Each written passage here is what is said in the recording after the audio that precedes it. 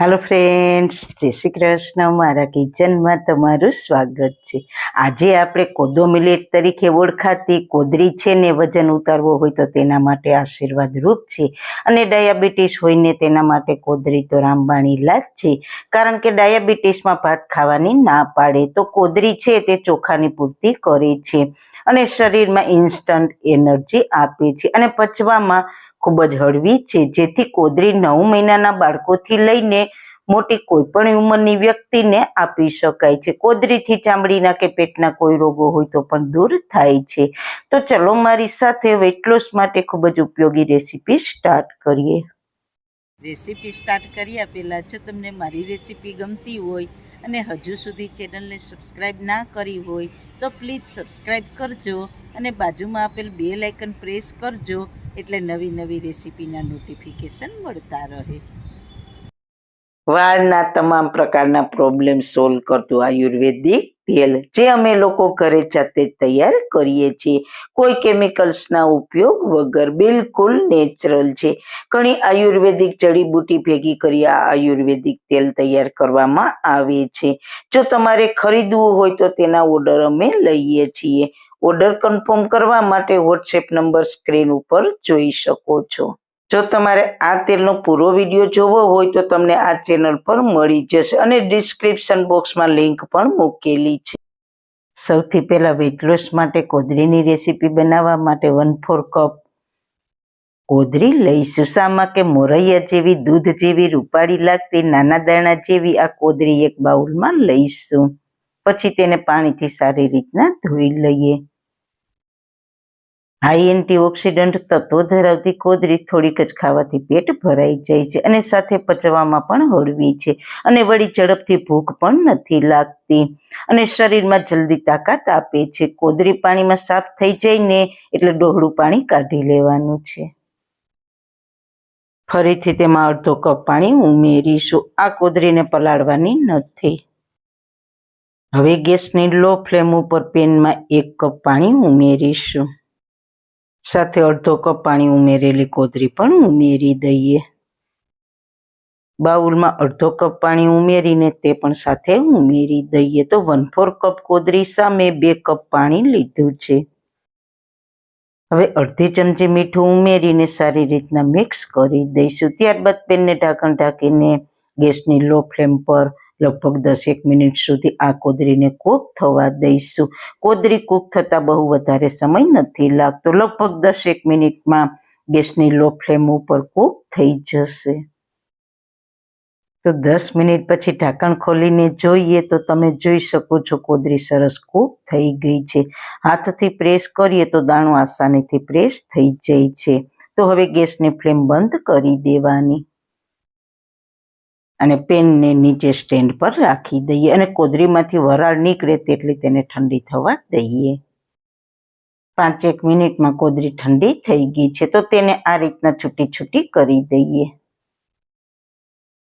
પછી તેને એક પહોળા બાઉલમાં લઈ લેવાની। હવે આ કૂક થયેલી કોદરીમાં 1/4 કપ ઝીણું કટ કરેલું ગાજર, 1/4 કપ લીલા બોઇલ કરેલા વટાણા, 1/4 કપ ઝીણી સમારેલી ખીરા કાકડી, 1/4 કપ ઝીણા સમારેલા કેપ્સિકમ, 1/4 કપ ઝીણી સમારેલી ડુંગળી, 2 મીડિયમ તીખા ઝીણા સમારેલા મરચાં, 1 ઇંચ આદુના ટુકડા, થોડી ફ્રેશ ધાણા ભાજી ઉમેરી દઈશું। આમાં તમે ભાવતા શાકભાજી વધારે પણ ઉમેરી શકો છો અને ના ભાવતા શાકભાજીને સ્કીપ પણ કરી શકો છો। માપ પણ વધારે ઓછું કરી શકો છો।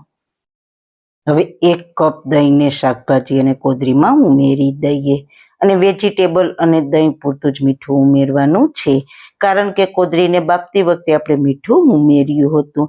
હવે બધી જ સામગ્રીને સારી રીતના મિક્સ કરી દઈએ જેથી કરીને દહીં સાથે બધા જ શાકભાજી અને કોદરી સારી રીતના મિક્સ થઈ જાય।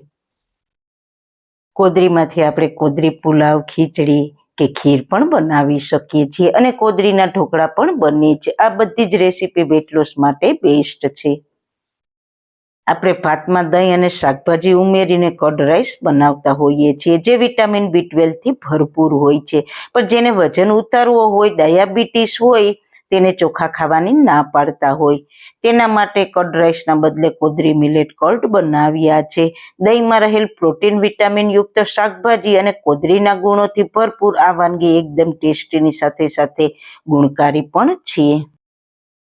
બધું સારી રીતના મિક્સ થઈ જાય પછી આ કોદરી મિલેટ કર્ડને વધુ ટેસ્ટી બનાવવા માટે એક વઘાર કરીશું.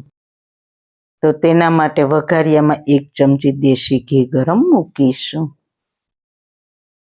ઘી ગરમ થાય એટલે 1 ચમચી જીરું, 1 ચમચી અડદની દાળ, 1 ચમચી ચણાની દાળ અને સાથે થોડા મીઠા લીમડાના પાન ઉમેરીને સહેજવાર સાતળી લઈએ ને 1/4 ટીસ્પૂન હિંગ ઉમેરી દઈએ. બસ 1 જ મિનિટમાં બંને દાળનો કલર લાઇટ ગોલ્ડન થઈ ગયો છે અને વઘારની સુગંધ પણ સરસ આવવા લાગી છે. હવે ગેસની ફ્લેમ બંધ કરીને વઘારને કોદરી મિલેટ કર્ડમાં ઉમેરી દઈએ.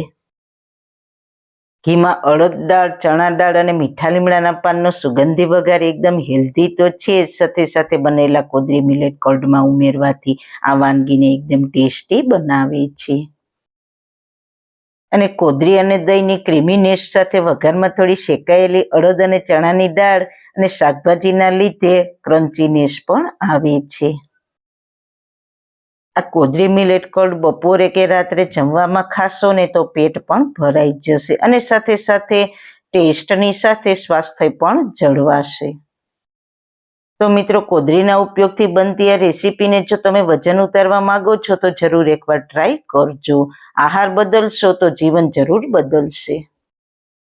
સારું ખાઓ, ખુશ રહો. આવી સરસ રેસીપી જોવા માટે તમારો ખૂબ ખૂબ આભાર. મારી રેસીપીને લાઈક કરજો, શેર કરજો, મારી ચેનલને સબસ્ક્રાઈબ કરજો. ફરી મળીશું એક નવી જ રેસીપી સાથે. ત્યાં સુધી બધાને મારા જય શ્રી કૃષ્ણ.